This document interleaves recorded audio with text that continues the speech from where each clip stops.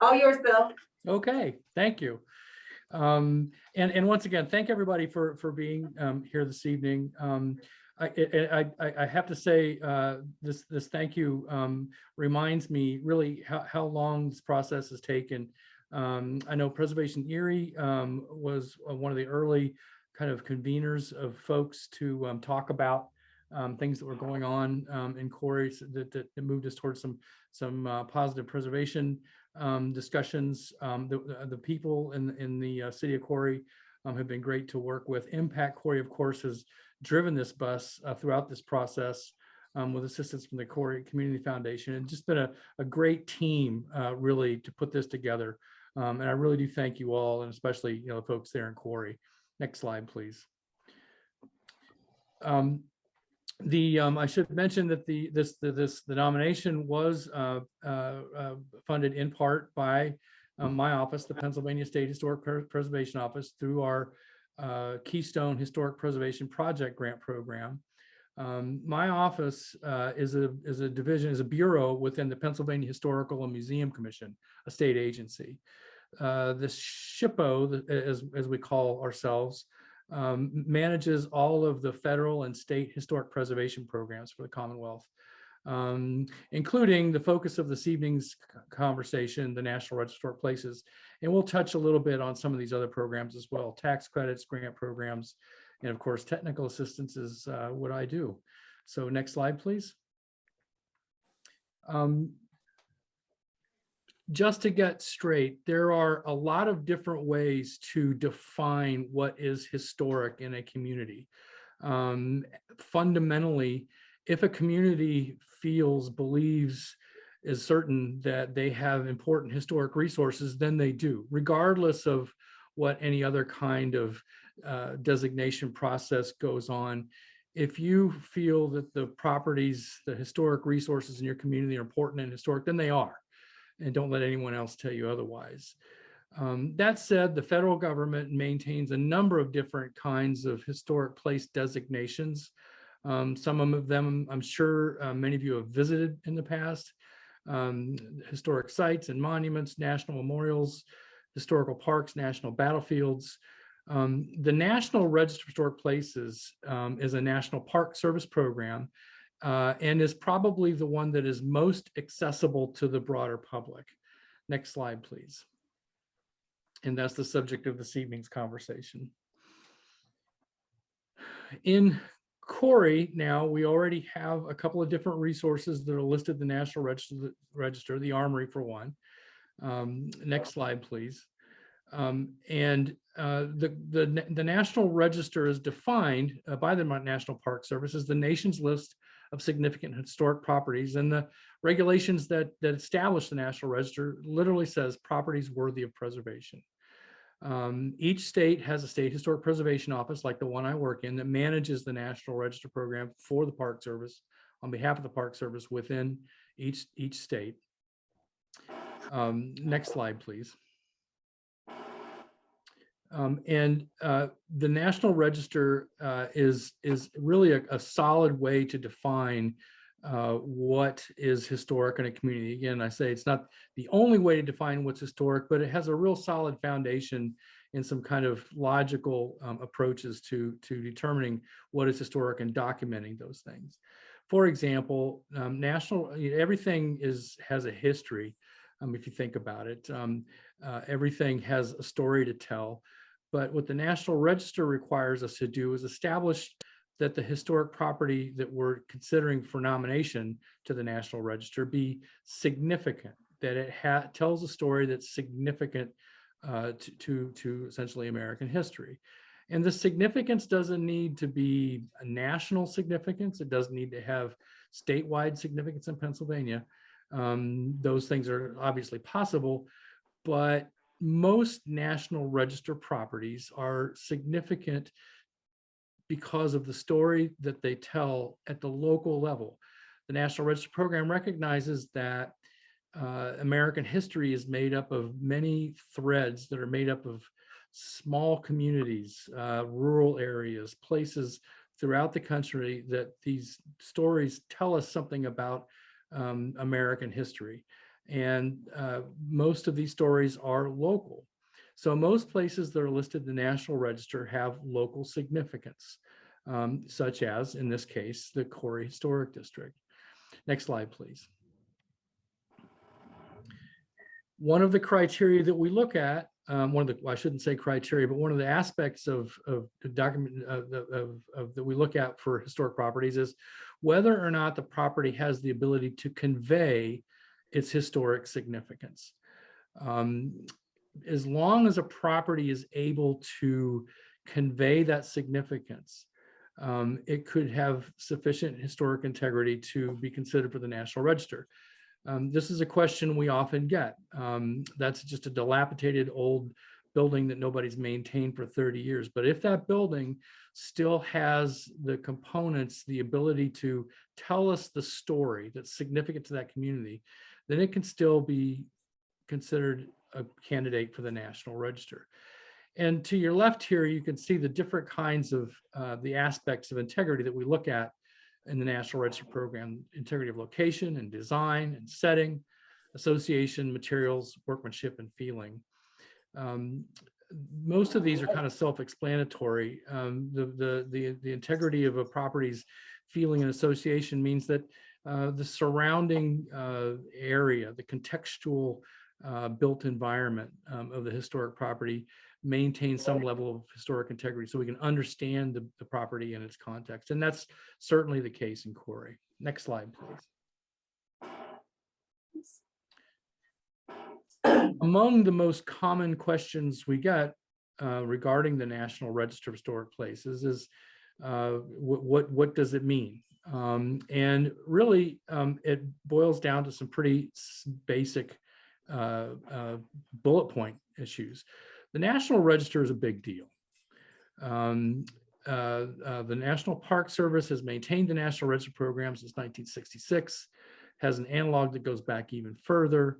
It is the nation's list of significant historic properties.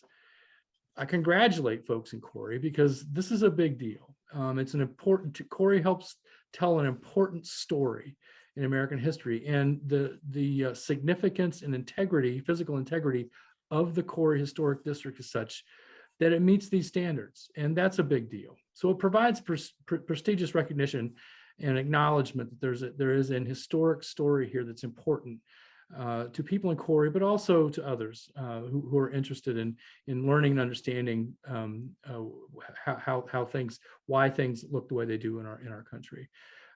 Designation on the National Register hopefully encourages preservation. Again, because of the significant nature of the designation, hopefully this will help encourage folks to look perhaps at the historic buildings in a little bit different way, in a more positive light at times. Because this is where I come from in preservation. I don't have a degree in historic preservation. I actually come from a background of economic development and tourism development a very long time ago. National Register designation helps promote community and economic development and tourism in that community. And I'll talk a little bit more about that in a little bit. And when there are financial incentives available, the National Register designation does provide that basic eligibility for them. There are a lot of different kinds of funding programs out there for different kinds of activities, but when those funding opportunities are specific to historic preservation purposes and uses, generally speaking, the National Register is the basic eligibility criteria for those programs. So that's what the National Register does. Perhaps more importantly, next slide, please. It's important to establish what the National Register does not do. And this is the most common question we get about the National Register.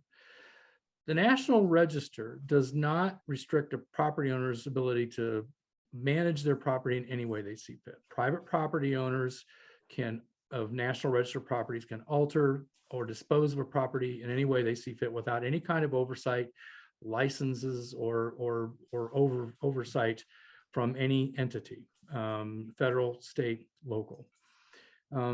It does not require that the National Register program does not require that properties be maintained any specific way, that they be repaired in a specific way, or be restored in a specific way. Private property owners can, as I say, manage their property in any way they see fit. And National Register designation does not automatically invoke some kind of local zoning or local landmark designation that would actually provide some level of protection and local management of historic resources. Those kinds of management tools for historic resources only happen at the local level. They don't happen at the state level. They don't happen at the federal level. And the National Register does not automatically invoke those kinds of local zoning or local landmark designations that do require property owners to maintain their property in a certain way. I use the Jobbers Canyon example, one, because it's out of state, two, because I was there when it happened, and three, because it's a good example of both the fact that National Register designation does not protect historic properties in any way from any kind of development, but also what happens when you don't consider historic resources for your community and economic development. In this case, a gigantic agricultural firm decided to establish their corporate headquarters where this historic district was, demolished every single one of the historic buildings in the historic district, established their corporate headquarters, and then abandoned the headquarters and moved their facility to Chicago 20 years later. Now they've got an empty campus and nothing to build on. So it's a cautionary tale, but also one that tells us something what the National Register does, an example of what the National Register does not do. Next slide, please. So in a nutshell, here's what here's how we look at National Register property. We get this question a lot: how old does a building have to be? Well, generally speaking, there are exceptions, but generally speaking, the property must be at least 50 years old. It must be significant. It must fit into some kind of an architectural historic criteria that we can understand and establish as significant. They have to have a high degree of physical integrity. They need to be able to tell us and convey the significance of that story, that context, that significance. And there are no restrictions on private property through the designation process. That's the National Register in a nutshell. It's a federal program, National Park Service program, managed by the State Historic Preservation Office, and does provide prestigious designation, prestigious create some public awareness of prestigious historic resources in the community. Next slide, please. What we'll talk about now here, just for a little bit, is what exactly is the process for listing a property on the National Register of Historic Places. And it is admittedly, and I will even go so far as to say probably maybe a little bit goes too far in the way of a somewhat complicated process, maybe a little more complicated than it really needs to be. But it is, after all, a federal process that establishes significance for historic buildings that has some meaning. So it is a somewhat complicated process. In the case of Corry, as this map kind of indicates, there has actually been some movement towards a National Register historic district in Corry that goes back all the way into the 1980s. And there have been a number of kind of on again, off again studies about where the boundaries should be and what kind of properties should be associated with the historic district. So what happens is whomever prepares a historic resource survey form, which is the preliminary form that comes to our office, our staff reviews those forms. Generally, we have a lot of questions about it. And one of two things happens. Either the staff decides the property is probably not a good candidate for the National Register program, let's talk about something else, or that the property is a good candidate for listing in the National Register. If that's the case, then next slide, please. And that, of course, obviously was the case here in Corry. A formal National Register of Historic Places nomination form is completed. And I don't know how many of you have actually seen one of these, but again, it is a relatively complicated, in-depth and quite comprehensive discussion of a property's physical attributes, as well as a narrative of the significance of the historic property. Nominations can be completed by anyone. In this case, Markowski, the Markowski group, Laura Ricketts, completed this nomination. Laura's done a number of these nominations successfully across the Commonwealth. She does outstanding work, I have to say. Once a nomination is completed and is technically correct, the nomination goes before the first available statewide historic preservation board meeting. The State Historic Preservation Board is a body of professional preservation folks, lay people, people with an interest in historic preservation, and people with historic interest in historic preservation. They only meet 3 times a year. They review every single one of the nominations. I think this meeting, I believe there's 11 or 12 properties on the agenda. They read every one of them. And during the meeting, they will discuss the nomination and make a recommendation. Then, well, we'll get to that. This board meeting, the state board meeting that we're talking about here, these steps are part of a process that's established by the National Park Service. Every state has a somewhat similar process to this one. There are certain benchmarks that need to be made. Statewide review board meeting is one of those steps, and that's where we are now. The board will meet on February 1st to review and discuss the Corry Historic District nomination.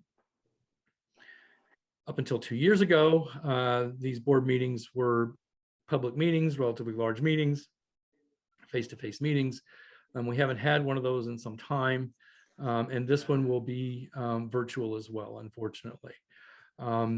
If you are interested in attending this meeting, I highly encourage you to do so. I learned today that Corry will be the first property on the agenda at the February 1st meeting. These are one of my favorite tasks working for the SHPO, is attending these meetings. You learn all kinds of things about properties, historic properties across the Commonwealth. The nominations tend to be, at this stage, very well done, and the conversations tend to be quite interesting. So if you're interested, the contact information to get a link to the meeting is there on the page. The National Register Coordinator, my boss, Elizabeth Herrera, she's the Preservation Services Division Chief. It's her phone number and her email there. Let her know, and she will provide a link to you. Unfortunately, we can't make that link public in a situation like this, because we need to have a roster of those who have been provided the link to avoid Zoom bombing. So if you're interested, and I highly encourage you to attend if you're able, let Elizabeth know. The other thing you can do with Elizabeth's email address is, if you'd like to write a letter of support, we would love to, or an email or what have you, we would love to hear from you, and you can send those to Elizabeth at that email address. Next slide, please. I'm going to say, Bill, we're also going to repeat this contact information at the end, so you'll be able to see it again. Thank you, Laura.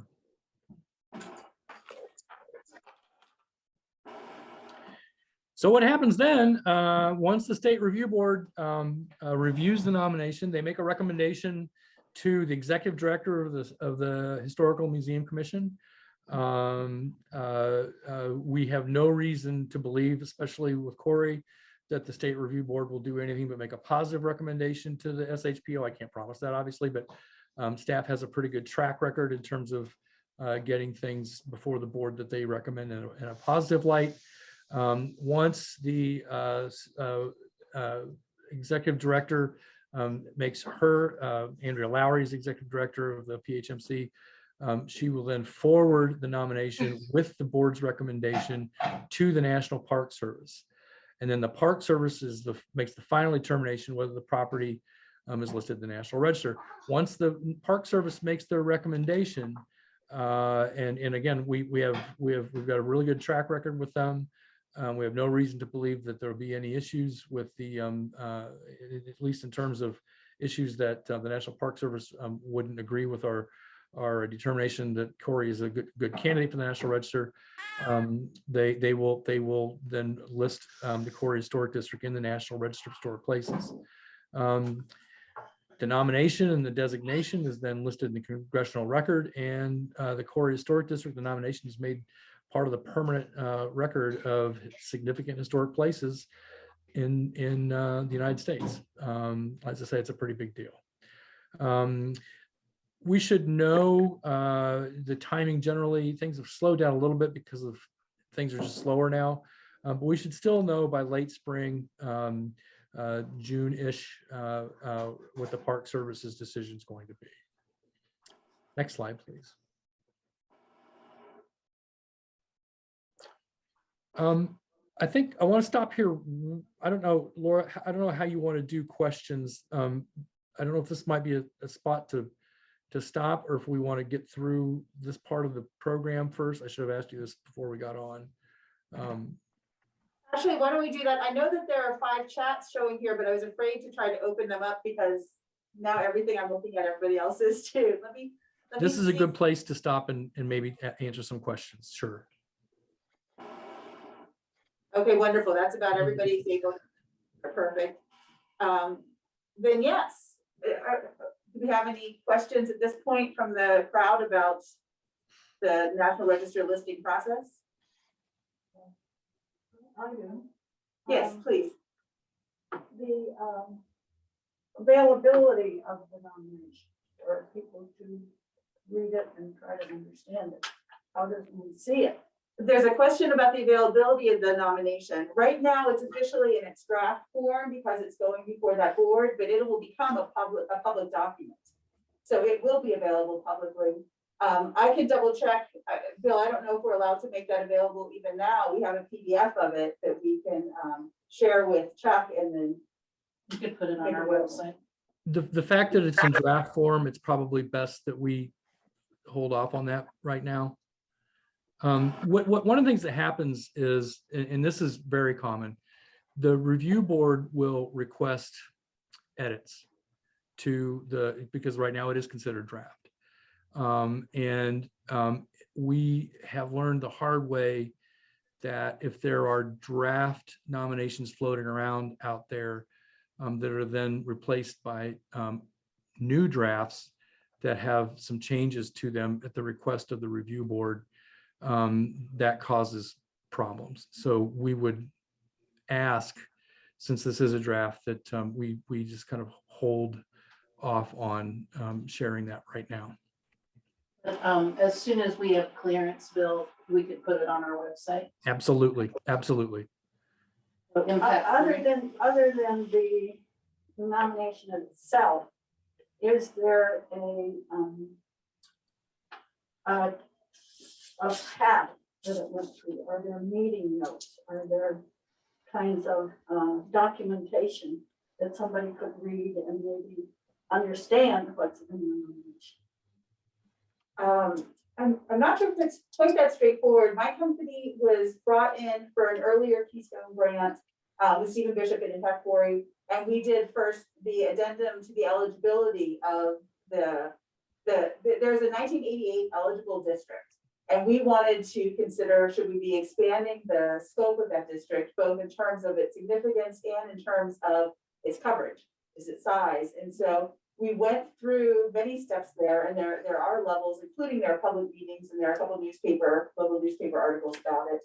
And so that went through a process, and that's a publicly available document. I can get you a link to that eligibility addendum form.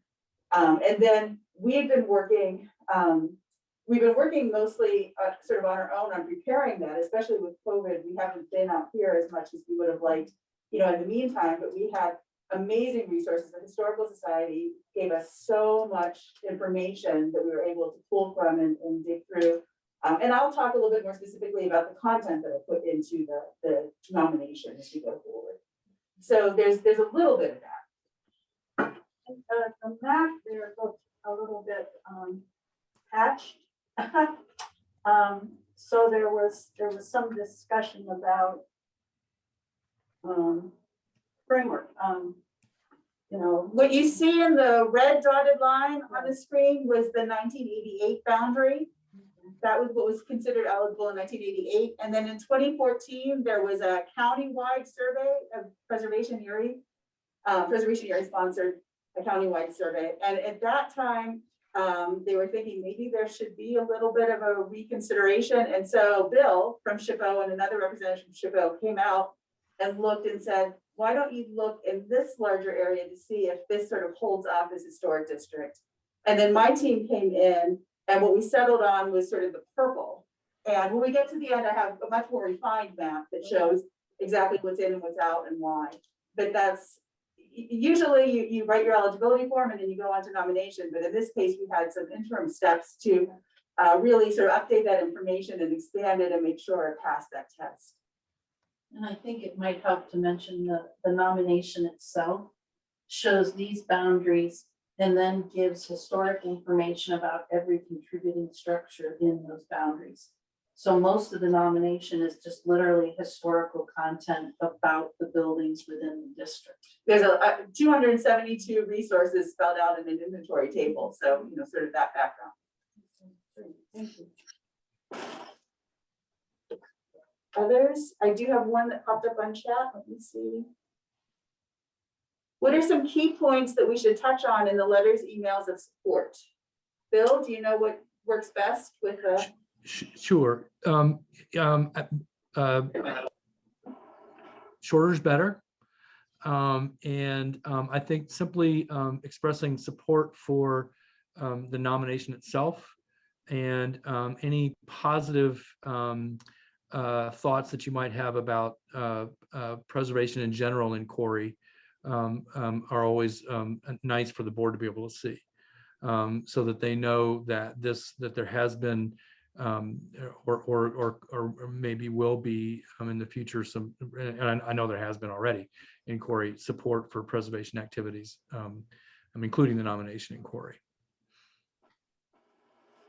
All right, let's move forward with some of the information that Bill wants to present about what National Register listing can mean, what kind of benefits it can have for the community. And then I'll follow up with some specifics about the Corry nomination, and Chuck will round it out with some information about what's happening preservation-wise here. So let me get back to your slide, Bill. Great, thank you. Great questions, by the way, really. I always like it. We have good questions like that. So one of the more common questions we get is, why are we doing this? Clearly, there was a cost involved. There was necessity for a grant by our office. I know the foundation and Impact Corry. There was funding in place from there and perhaps other places that I'm not aware of. And there was an enormous amount of time and effort that went into this. So why would we do this? And it's a good question to ask. And there are a couple of kind of major columns, I would say, that are associated with historic preservation that we could talk about. The first is what I kind of call community development, cultural preservation, and that's the built environment, the places where we live, our homes, tell us something about the people who came before us, and I think that's an important component of who we are as human beings. Frankly, I think everybody in some capacity can understand why it's important to maintain some continuity with places that we grow up in, that we raise our families in, the people who came before us, why they did things the way they did and how they did things the way they did. I think most people at some level can understand kind of why that's important. There have been studies, sociological studies, and even public health studies about how living in well-maintained historic neighborhoods and communities have a positive benefit on those things. And we can go into that to some extent if you want to, but that's really a side that I think most people can kind of intuitively understand. What I'd like to talk more about, though, again, because this is kind of where I come from in preservation, the preservation universe, and that is often not only less well understood, but in fact completely misunderstood, is the frankly economic imperative of older communities to look at their historic resources as a potential economic development, part of a successful long-term economic development strategy. So let's talk a little bit about that. Next slide, please. And what these kind of how these things function. What does that mean? And so from an economic development perspective, historic preservation is the acknowledgement of a design ethic.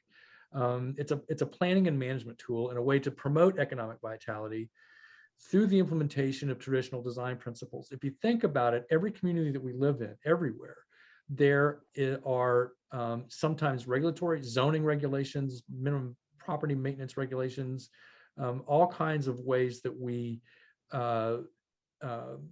manage how our communities grow and develop. Preservation is a tool that allows us to take into account traditional design principles and the historic character of a community as an economic development opportunity. It's not a way to make a place feel like a museum. Nobody wants to live like that. And it's certainly not, there's not, the philosophy, if you will, of preservation is not meant to stop progress. It's not an either or question. You can either do preservation or you can do economic development. That's a false dichotomy. It's just a different way to mark, plan for, and implement our progress and implement economic development strategies by understanding these traditional design principles. Next slide, please. And the way this works, in many ways, is just basic economics. Preservation projects tend to be more hyper-local. They tend to employ more local labor. They tend to use more local materials. They tend to preservation projects and the opportunities that come out of these projects tend to be more locally developed and use local entrepreneurs. And we've kind of studied this to death. I need to update some of these studies. The pandemic has kind of screwed everything up in terms of doing research on these things, but this has been studied to death since for decades now. And one of the things that we've learned over time is that the investment in historic rehabilitation almost always yields better effects on local tax bases, local job creation, than really any other kind of economic activity. Next slide, please. And this has been studied by a variety of different types of folks, both on the academic side, the business side, and just strictly on the economic side. There's really, I mean, this is, again, it's been studied to death. This isn't really something new. A historic rehabilitation work has much greater local economic development return on investment than virtually any other kind of investment, because of this kind of the nature of the kinds of projects that they tend to be. Whether you talk about job creation, increase in tax bases, direct income, it doesn't matter how you look at it, really. A preservation project is going to be a good economic development opportunity. Next slide, please.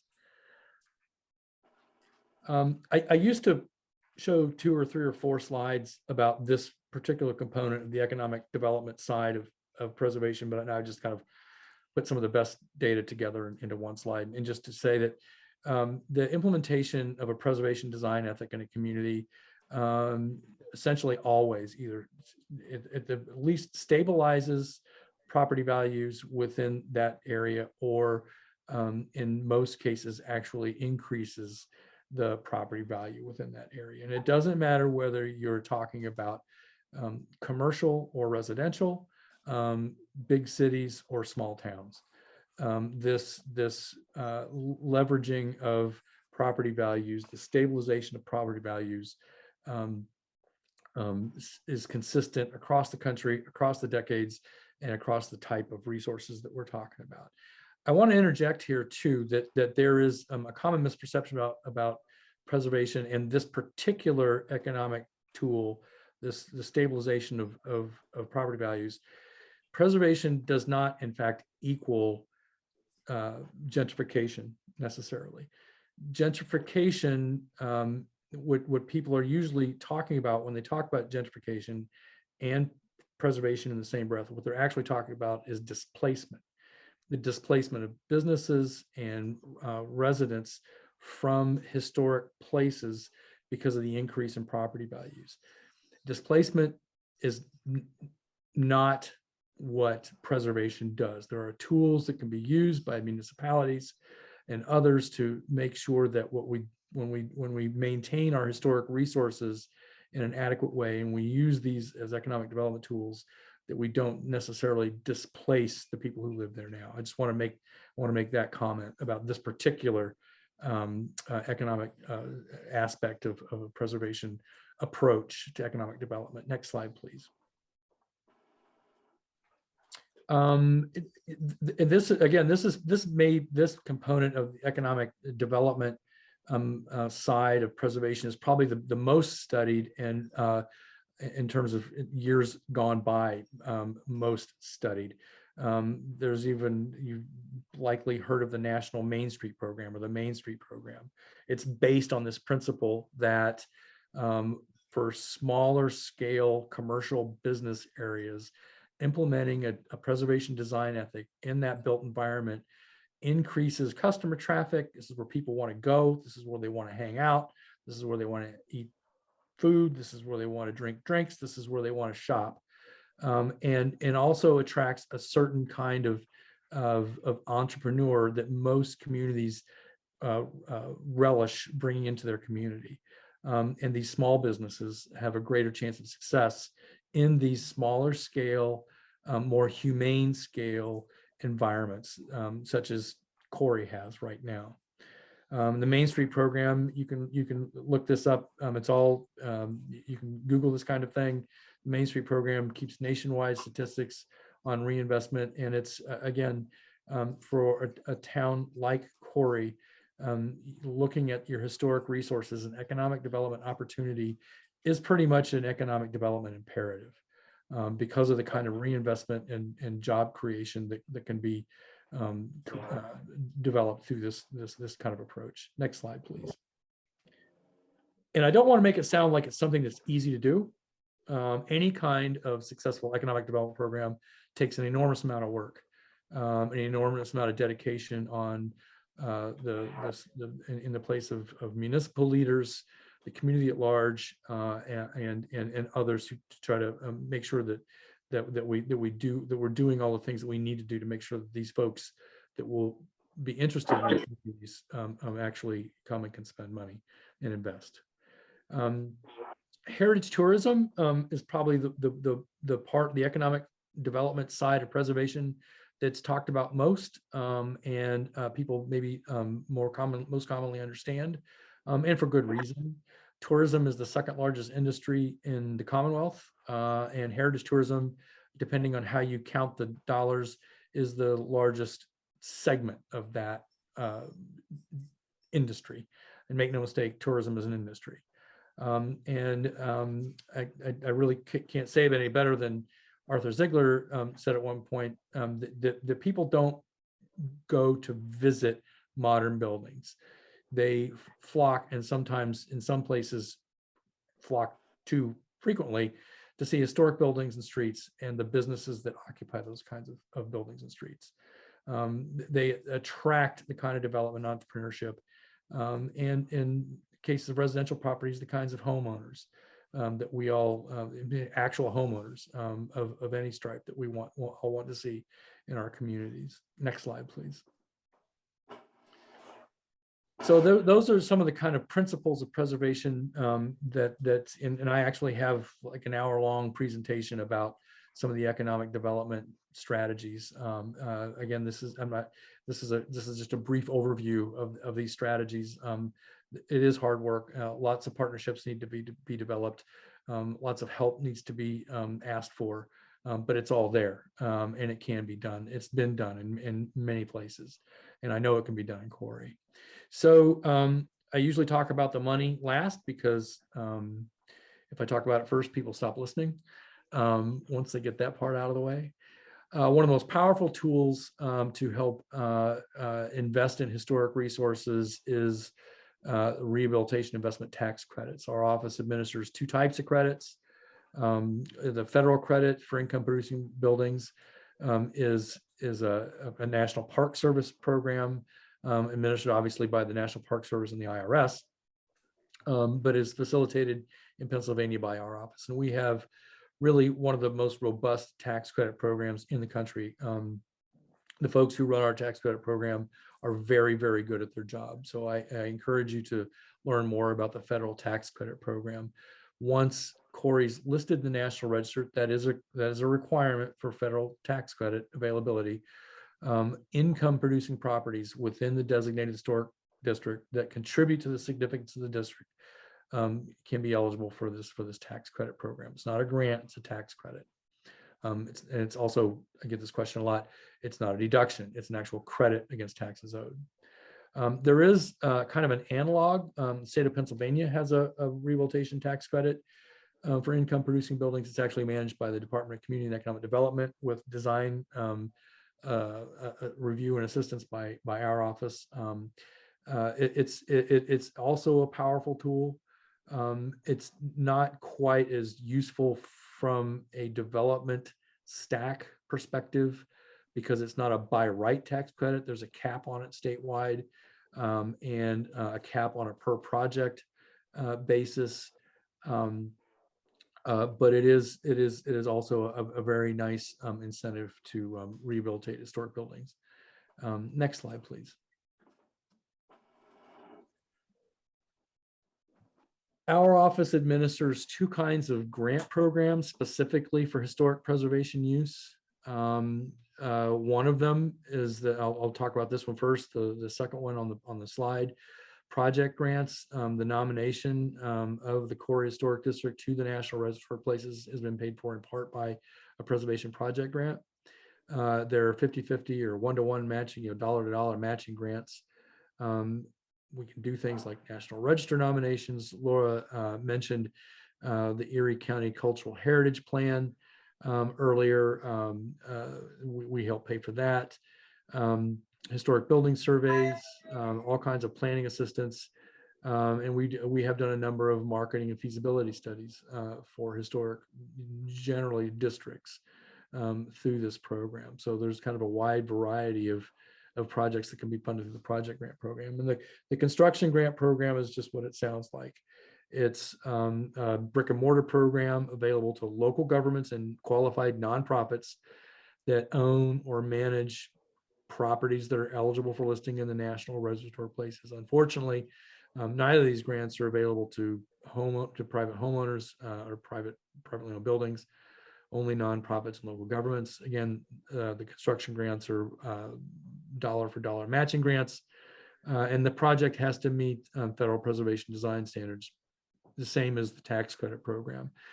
And that sounds a little bit scary, federal preservation design standards, but they're not. They actually are kind of common sense approaches.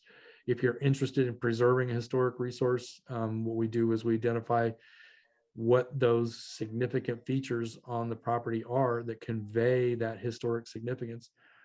We try to preserve those or treat them in a way that's sensitive, and then make sure the building can then be rehabilitated up to modern standards. So don't let these federal preservation design standards scare you off from either construction grants or the tax credit program, because they really are kind of common sense approaches.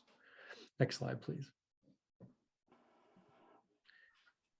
So yeah, I mean, I think this is the last slide in this little kind of overview of the economic opportunities that preservation can provide.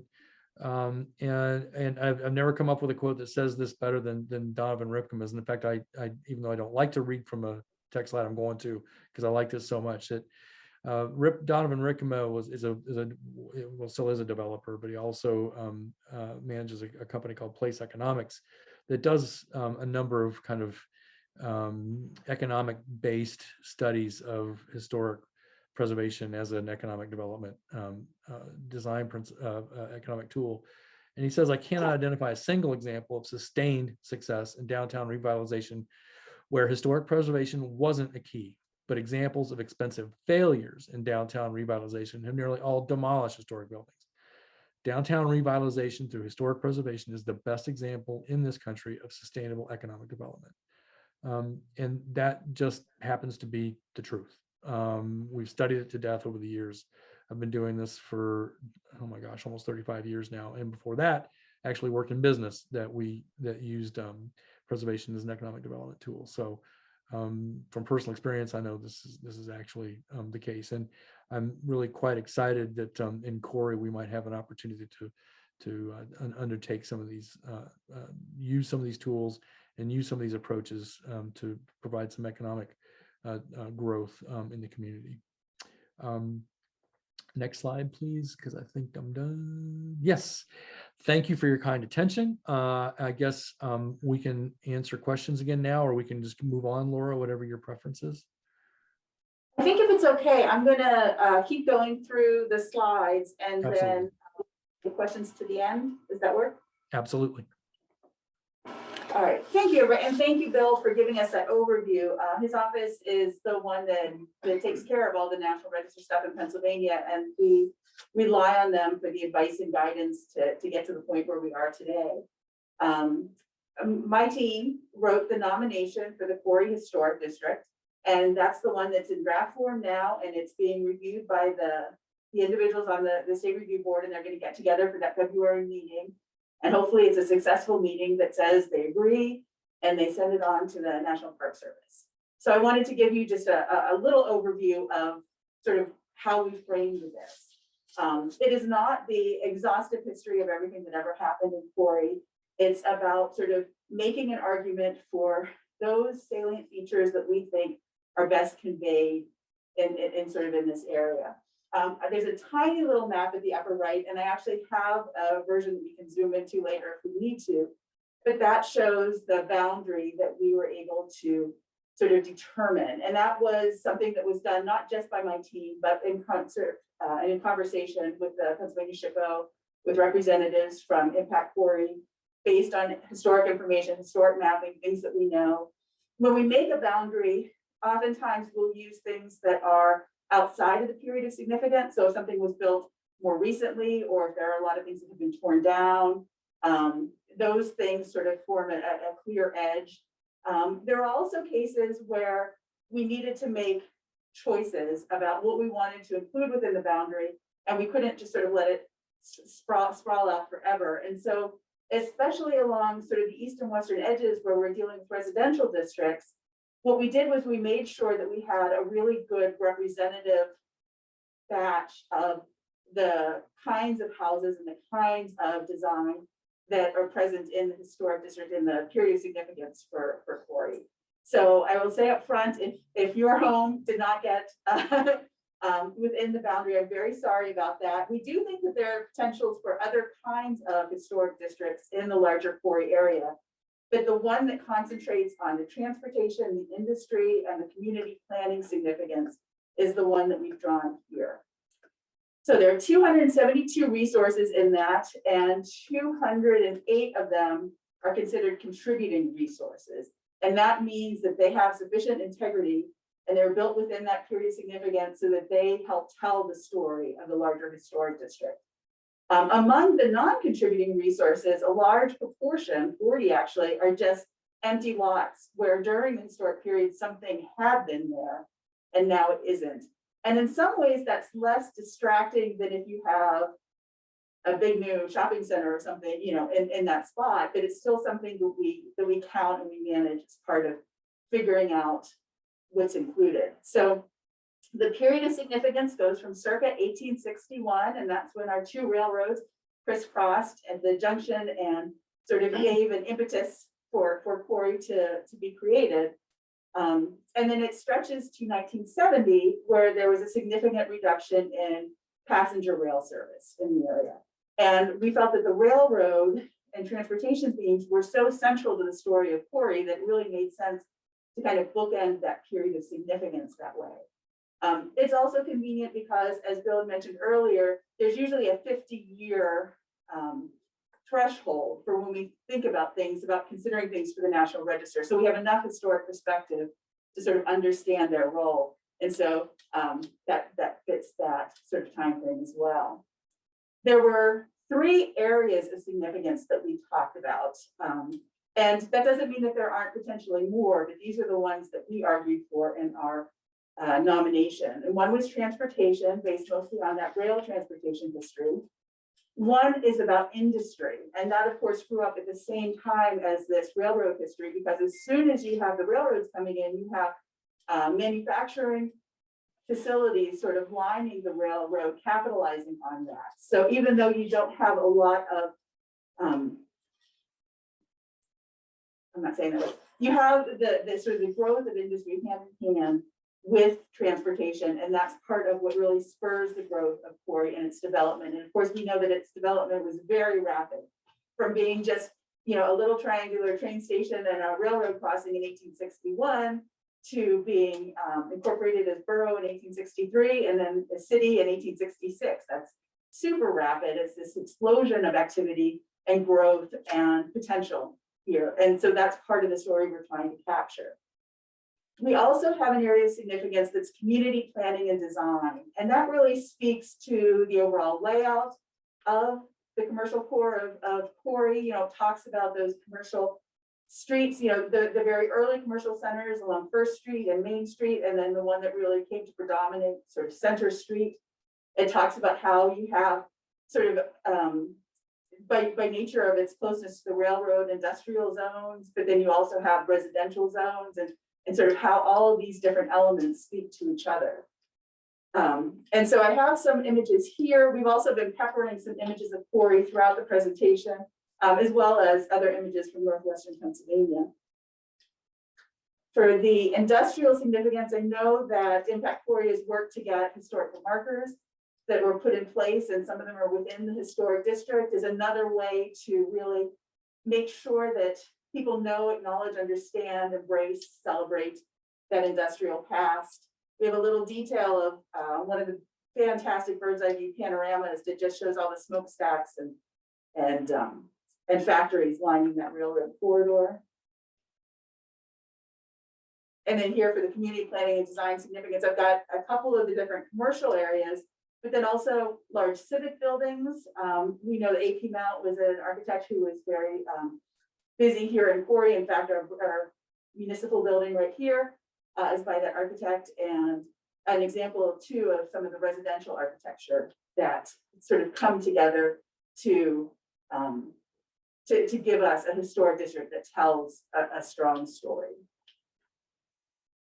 So that's how we went about sort of determining how it should be framed and what it should be. But I want to turn it over now to Chuck to talk about what it can be going forward. Anyone who's seen our community strategic plan has seen this page already. Impact Corry. Oh, before I go, I do have to say, I elected earlier Steve Bishop and Impact Corry. I mentioned Mandy Johnson, that those historic markers in this historic thrust started with those individuals, and I want to give them credit for it. So anyway, our community strategic plan has 5 goals, and they're all interdependent. One advances the other. And in talking about the historic district, I'd like to walk through these real quickly and show you how, just a little essence of how the historic district is going to impact this work. So revitalize our housing and neighborhoods. Impact Corry has already received $190,000 that has been matched by homeowners to improve their properties. Recently, we just earned 53,000 more, no, 93,000 more to put into that pot to help homeowners. Having this historic district will help stabilize our housing market, will help elevate its value, and will help those homeowners feel that investment in their home is a long-term win rather than a long-term loss. And also having the historic districts will attract more people to live here. It's a win in that way. The more people we attract, the more we improve our homes, the more they resell at a higher price. Now you're down on strengthening the city's balance sheet, and those tax revenues go to the city. And every lovely household you have makes people go, when they visit our city, say, wow, this would be a great place to live. So the historic district impacts housing in neighborhoods that way. Our improve and link our green spaces for those people moving here, for those people living here. Recreation and trails are a huge bonus, and having them wind through historic districts is going to help us sell our trails, because now we actually have in mind a virtual docent where you could be walking on a trail down through downtown, and all of the data that's about each of these would be available on your phone. If you want to know about history, if you want to know about buildings, you can interact with them at your ease. So that having the historic district is going to attract those people to interact with it more. It's also it's one of the prime motivators right now for people choosing where they're living is outdoor recreation. Ramp up our connectivity. You know, we've been making some big strides in this area. For every project we're doing, we have to do environmental and historic district studies of how putting up fiber lines is going to impact our community. Having the historic district is going to help us say, yes, we understand what this is and we understand the value, and this is how we're putting up these lines not to impact the historic nature of our community, which gives us an advantage over other people applying for grants. Activate our city center. Obviously, you've seen, we've invested about $145,000 in the facades in downtown. People are starting to see the difference. This historic district is going to help local people actually, the income producing properties, we're going to be able to bring in more funds to help accelerate that activity. Because I have a waiting list of over 25 properties in our downtown who are waiting for those facade grants that they're a bit slow in coming. So the historic district designation is going to put us up the pile a little more in consideration of who to fund. It will also draw more people to our downtown. It will draw more foot traffic and tourism. Small scale businesses will definitely benefit from that.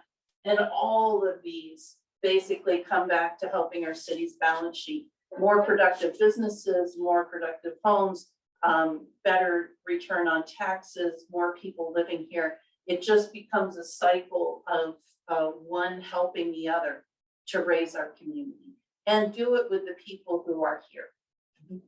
Next.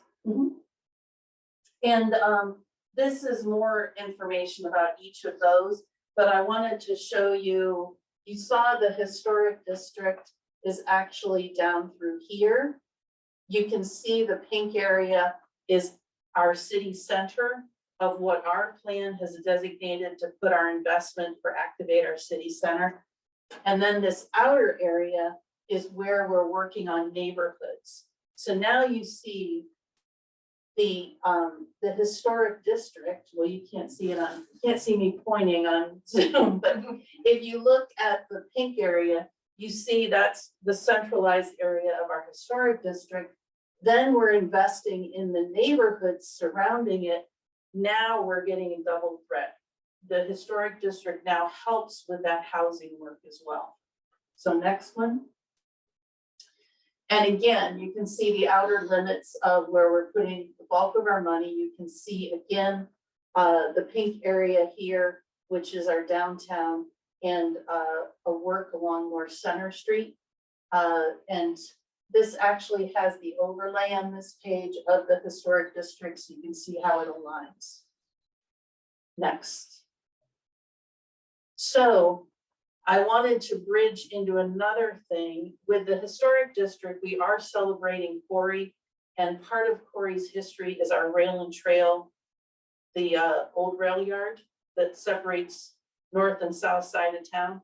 As you can see, the North Center Street and South Center Street are actually building a stronger and stronger business and entrepreneur community. That rail yard right now creates a gap that people don't want to jump. You know, you're on one side of the street. Well, is it really worth walking over there? And it's kind of a detractor. It looks pretty good, but it kind of looks like a derelict rail yard.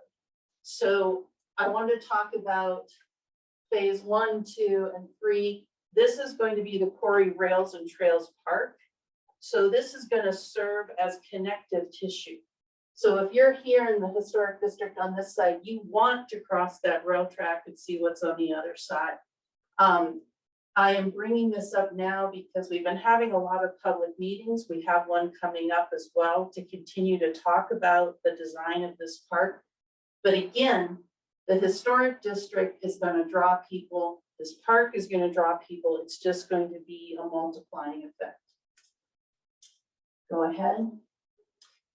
This was the visualization of what the park was going to be when we finished the community strategic plan. This gave us a rough draft, and we've been working with our community ever since the creation of this. And the next slide. Oops, I'm sorry, I went backwards. That's all right. The next slide is actually the current visualization of it. You can see there have been some changes, and this has all come through community input and working with everyone from the snowmobilers to the horseback riders to people who want trails to the Corry Rails guys. Talking to what people want is how we've developed this. And I especially wanted to bring this up because do you want to circle the area by the trees and parking lot a little bit further this way? Yeah, past that building and into the tree. Like here to here. Yeah. Sorry. All right. So we went back and forth a lot about placement of a splash pad in Corry. These will actually draw a significant number of miles. And at first, personally, I was a naysayer about having it downtown because I was worried about train traffic and everything else. But in working with the railroad companies, we are installing 6-foot-high fences. There's no way a running child can run out into a rail line.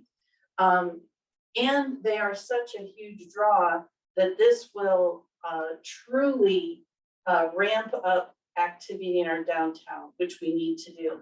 So we are going to have a meeting on January 12th at 7 p.m. at Relevant Church. And we're going to be discussing the design of the Rails and Trails Park. And we're going to have our first community meeting about the splash pad. As you can tell right now, it's just trees and parking lot. When we decided to place it there, we decided we needed to speak with the community and talk this through and start to develop the design of it together. So again, having the historic district here, people are going to come for one thing or another, and they're going to enjoy the other.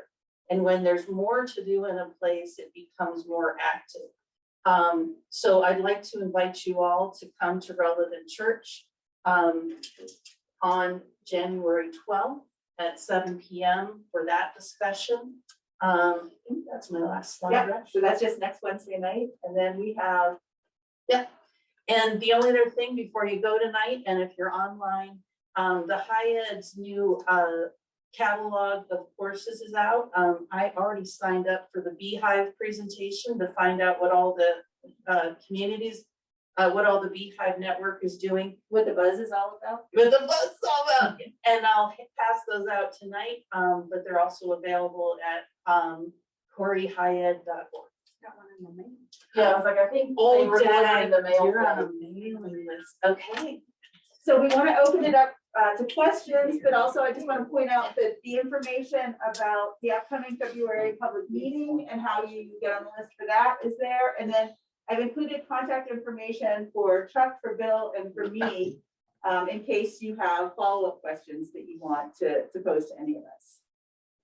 Did you, I see your hand up. Did you want to ask a question? Yeah, you said there were 3 kind of main things that were the organizing factors for the 3 areas of significance for the nomination. transportation, industry, and I didn't get the last. The last one is community planning and development. It's there are certain possible categories that you can choose from, and that's one of them.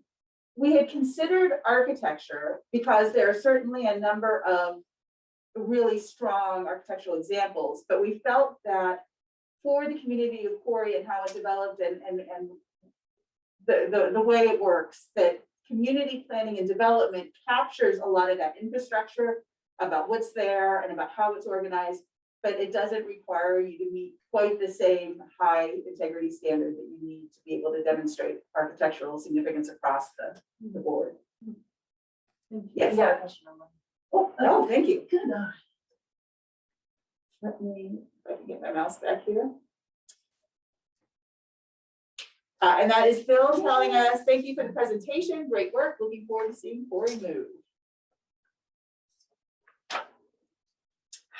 I would like to say that when I first came out here in 2018 to work on the eligibility study, it was my first time in Corry, and we have been back and forth and really loved learning about the community, really loved learning how much people care about the community. We had 2 public meetings then and a public meeting now, and it's January and it's COVID, and we still have this lovely, participation both online and here. So I really, that's meaningful to me because I do presentations in other places and you don't always see that sort of support from the community, that interest, that just, engagement. Did you have? Oh, no. I'm No, sorry. I was just leaning Just moving forward, Just leaning in. Are there other questions? If there are questions online too, if you put it in the chat box, we'll be happy to try to answer.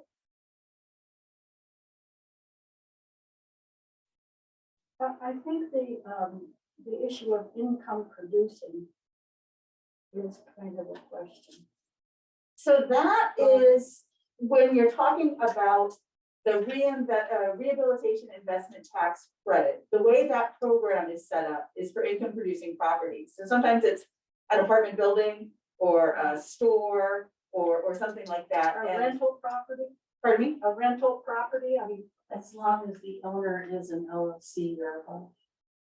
Okay, If they're a sole proprietor, tax credits do not go to sole proprietors yet. But if you're an LLC, partnership, corporation, trust, if you're any of those, yes, you would qualify. and I absolutely defer to you on that one. I keep pulling for sole proprietors to be able to be included, but I guess because their taxes flow through personal and professional together, it is not allowed. And also, don't think homeowners are left out, because having this historic designation will allow me to apply for and compete for more grants to help homeowners. good.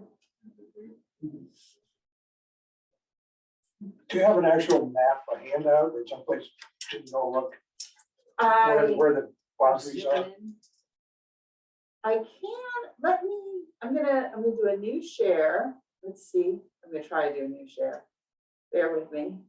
Let's see. Ah, okay. So I have an image here, and I can zoom in with really great resolution to sort of a very low level. So I can look up something here. And this will be available once, our nomination isn't in draft form anymore. And I just have one printout that I brought of the inventory and the slides. Originally, I'd set it up where there were all these different sheets that were sort of cobbled together. And so I do have one hard copy here in the council chambers that we can look at and sort of see where that falls. But if there's something specific you want me to. No, I was just wondering if there's an actual map we can look at. There are, and so each resource has a number, a COR for Corry, and then a number 001 to 272. And then the map is also coded to show with the hatching, the things that are non-contributing resources. And to be a non-contributing resource, that either means that you weren't built in the period of significance. So maybe you're from 1985, or you've been so dramatically altered or changed that you don't have enough integrity. The integrity standard isn't quite as high for just being a contributing resource. And in fact, when we initially went through, we were a little harsher figuring out what contributed and didn't. And then we looked back at the standards and talked with SHPO and came upon a better understanding of what should contribute and not contribute. And that in part is because we'd love to see this be a boon to sensitive rehabilitation of those properties that are not fantastic, but still have a lot in their good bones, and they could be, rehabilitated to be even better. So that tries to provide that kind of opportunity. I don't have a question, but I'd like to share a little piece of information. I grew up here. I'm just newly returning here because of what you said about the Corry aura. Yeah, well, welcome back. Yeah. But I learned about this meeting through my church bulletin. Oh, fantastic. Great. I can't figure it out, but I think it's great. And I know that there are many churches in town that have those kinds of characteristics of a historic nature. And I'm glad you're including me. Yeah. Well, and I give a lot of credit to Chuck because that's how we got the word. She got the word out for us for all of this. So you did a good job. We have a lot of champions who are in all these spheres of life. So when we broadcast it, they share it with their community, and it's going wider. So it's been a great ride with all the volunteers in Corry. I do really recommend the Historical Society too. They have fantastic Yeah. resources and they're so helpful. And if you're back and excited to get back into the history of Corry, that's a great place to start. And if you are excited about it, I'm talk to this girl before you leave. I'm gonna start in the trunks of pictures and all that are stacked in my home. No. That's the thing to start with. Whoa, yeah, but thank you. We had, when we did the eligibility addendum for the historic district, we also looked at Mead Park. And that at that time was designated as eligible. So if one day, on the agenda, it seems like, well, nominating Mead Park would be a great idea. You're already one step closer to that end result. So that's also a possible area for. Yeah, that was the second phase when I got here. So When Mead this Park's was- not in this now? No, No, it's, let me see if I can zoom out a little bit. In fact, I don't think that this particular, this map. So here's City Park. So it's a little bit of Smith and City Park is sort of the northern end. And there actually is a really beautiful residential district farther north. And we looked at that and went back and forth. But that one really seems to be about architectural significance, about different areas of significance and sort of different impetus and impulse. And even though it's the same time period, it's not quite the same reasons why it developed the way it did. So that, I think, that has potential too, but it seemed like the strongest story that we could tell for our Corry Historic District was the one that was really concentrated on this core area. In the like the First Avenue forward over, There's a little bit of First Avenue that's there. is that in it? You can see there's a lot of non-contributing Yeah. too, but because what is there is so old and is so much a part of that sort of original or very early. Yeah. So you can see First Avenue here, so it's only the east side of First Avenue. And where we have the hash, mostly that's, where buildings have been and no longer are. Yeah. But we do have, some things that do still work within that time frame and such. Thank you. My pleasure. and I saw one more comment on the chat. Is there? Melinda. Oh, I was thinking it was Bill's again. So excited to see this nomination come to fruition. It's timely with the recently completed plan. What an exciting time for Corry. And that's Melinda Meyer from Preservation Erie. Yeah, so that's fantastic. Thank you. Melinda has been a shepherd of this project. She has been a huge contributor to this work. Anything historic in Corry, Melinda's been a help in some sort of Exactly. way. Exactly. And Union City and anybody who calls her up. Well, thank you, everybody online and in the room. Thanks for showing up and asking questions and being part of this. And I echo that. Thank you very much. All right. I'm gonna Thank you all stop. so much. Really appreciate it. Thanks a lot. Thanks, Bill. Yes, of course, Thank you for coming. absolutely. Oh, you live on the site? Yes. Yeah, so my name's Sheree, and I'm digging